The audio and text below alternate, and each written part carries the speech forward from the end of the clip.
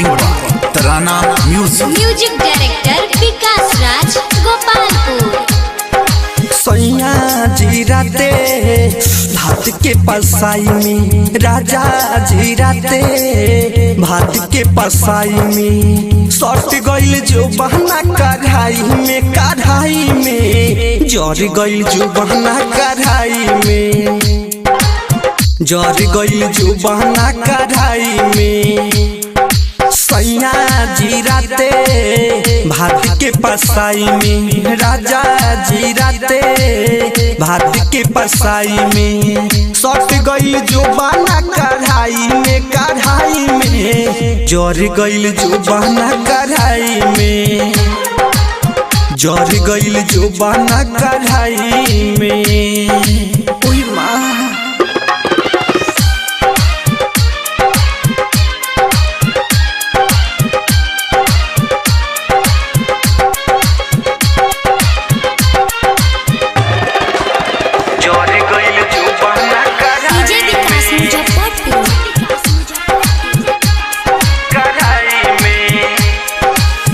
में मछरी तराते रहे, भीतरे भसुर खिसियाते रहे, भात पसाई की बबुआ खिलाई अलगे उचिलाते रहे, अलगे उचिलाते रहे, अलगे उचिलाते रहे।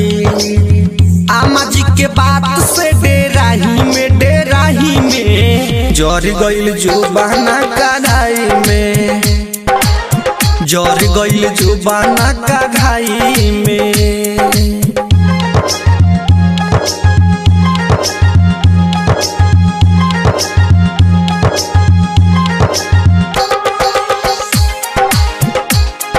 म्यूजिक डायरेक्टर विकास राज गोपालपुर। संतोष चुसनी जहरे गइल लइकाला जीव के कहले भइल, भीतरे भीतरे छछनाता रे हो, राधे सामा छुए से डेराता रे हो, छुए से डेराता रे हो, छुए से डेराता रे हो। विकास बाड़े मलहम के लगाई में, लगाई में जर गइल जो बहना कढ़ाई में, जर गइल जो बहना कढ़ाई में। तराना